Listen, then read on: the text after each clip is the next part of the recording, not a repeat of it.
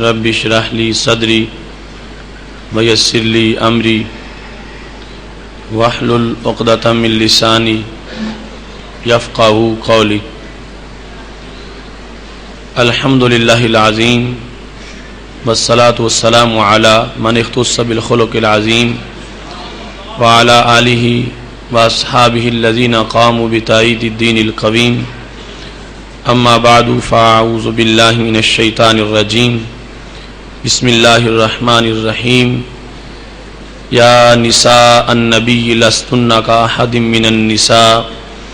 ان اتقیتن فلا تخضعن بالقول فیطمع الذی فی قلبہ مرض وقلن قولا معروفا. صدق اللہ العظیم وصدق رسولہ النبی الکریم الامین. ان اللہ وملائکتہ یصلون علی النبی یا ایہا الذین آمنوا صلوا علیہ وسلموا تسلیما.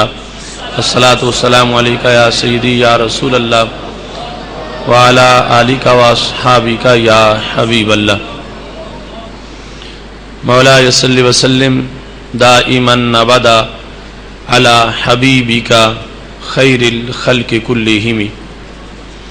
منزہ عن شریک فی محاسنہ فجوہر الحسن فیہ غیر منقاسم. یا اکرم الخلق مالی من الوذ بہ سواک عند حلول الحادث العمم. رب صل وسلم دائما ابدا علی حبیبک خیر الخلق کلہم. اللہ تبارک و تعالی جل جلالہ وعم نوالہ واتم برہانہ وعظم شانہ کی حمد و ثنا اور حضور سرور کائنات مفخر موجودات زینت بزم کائنات دستگیر جہاں غم گسار زماں سید سروراں حامی بے قسم قائد المرسلین خاتم النبیین احمد مجتبی جناب محمد مصطفیٰ صلی اللہ علیہ وآلہ واصحابہ وبارک وسلم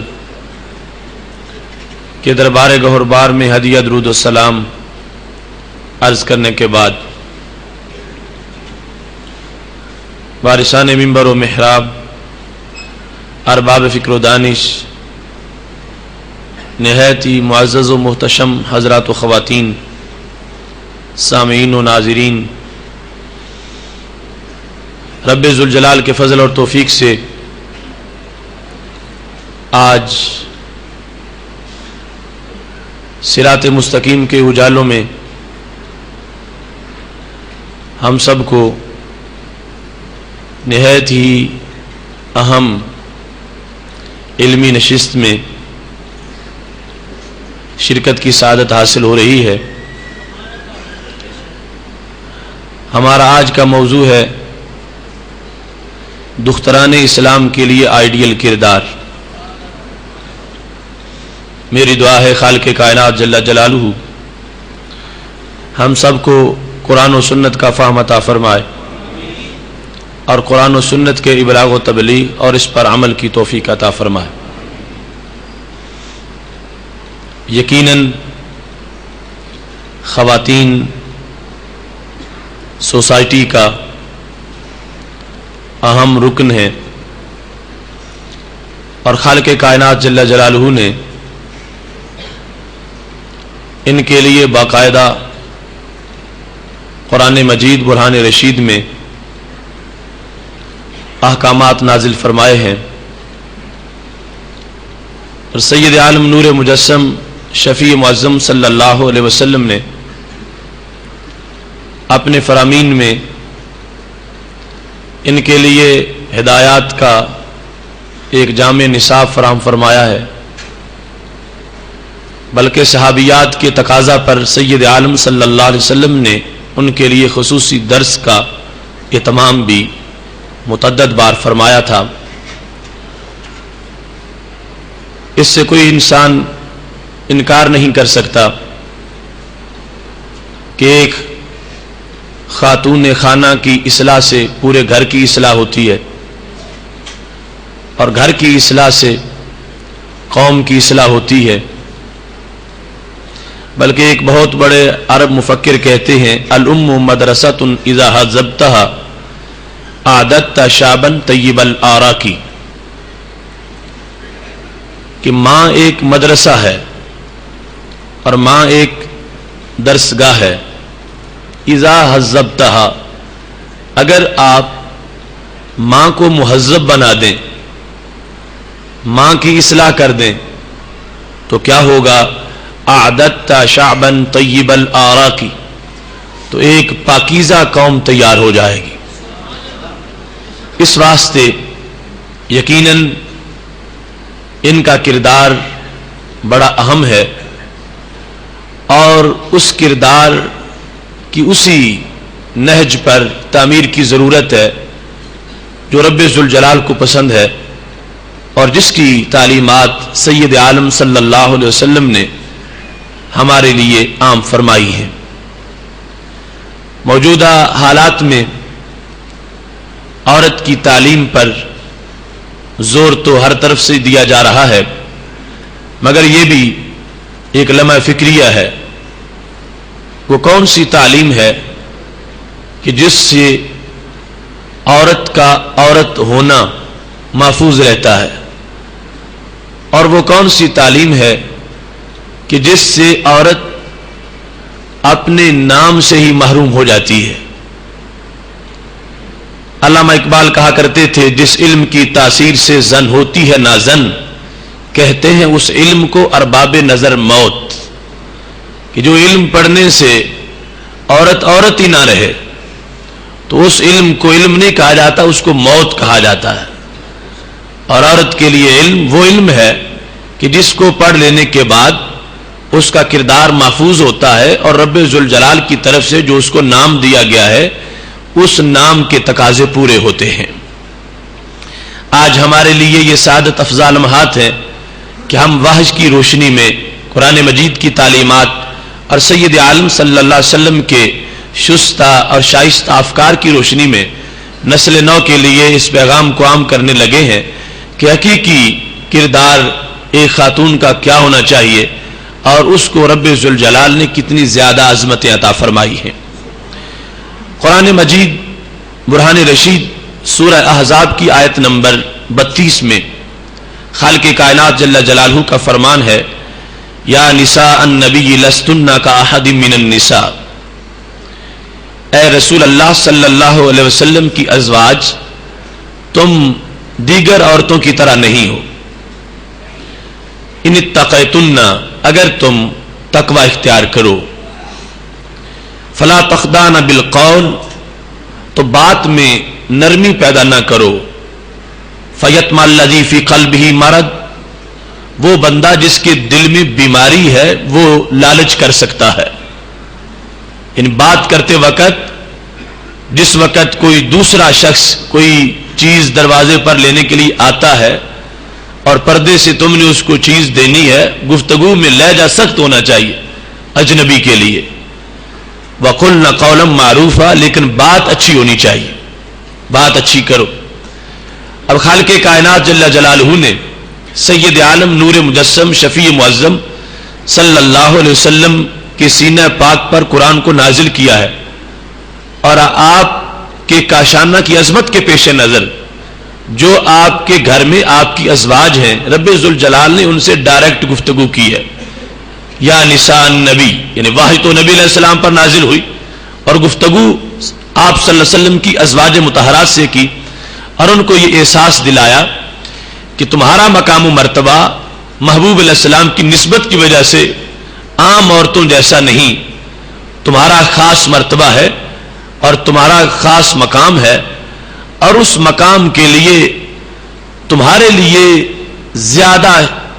اور عظیم کردار کی ضرورت ہے۔ بولتے وقت آواز کے لہجے میں بھی وہ رمق ہونی چاہیے کہ جس سے پتہ چلے کہ کاشانہ نبوت سے کسی بات کا جواب آ رہا ہے، اور پھر قیامت تک کے لیے تمہاری بیٹیاں جو تجھے امہات المومنین کہیں گی، ان کو ایک سبق ملے کہ سید عالم نور مجسم شفیع معظم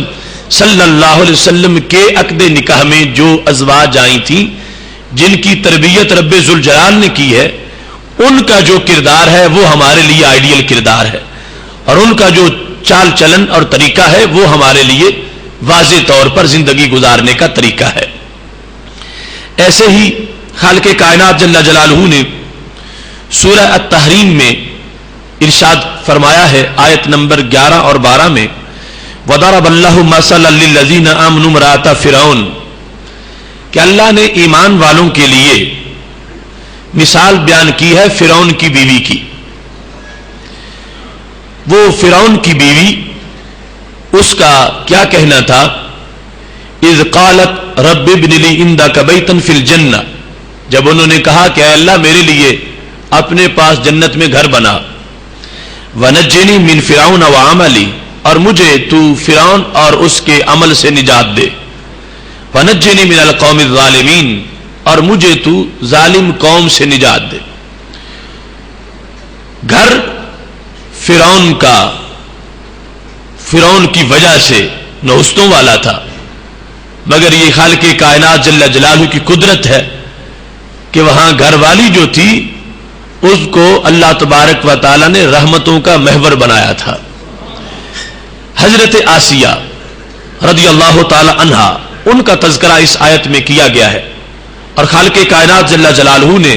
یعنی چن کے بطور مثال جن دو خواتین کا ذکر کیا مسلمانوں کے لیے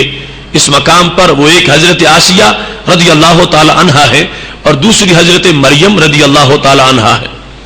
دونوں کا تذکرہ خالق کائنات جل جلالہ نے بڑے عجیب انداز میں کیا،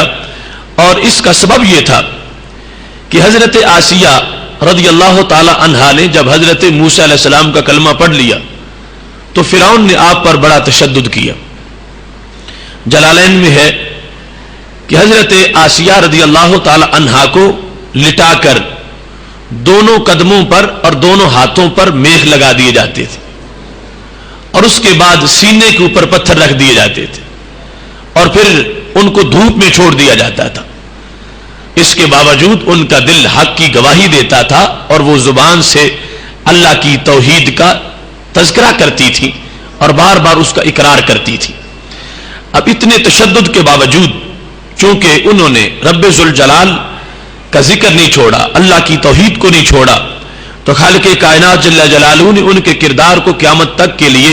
ایک آئیڈیل کردار بنا کے قرآن مجید میں پیش کیا کہ جس طرح انہوں نے، حالانکہ یہ اگر وہ دنیا کو دیکھتی تو ان کو پتا تھا کہ اگر میں موسیٰ علیہ السلام کا کلمہ پڑھوں گی تو فرعون مجھے نہیں چھوڑے گا،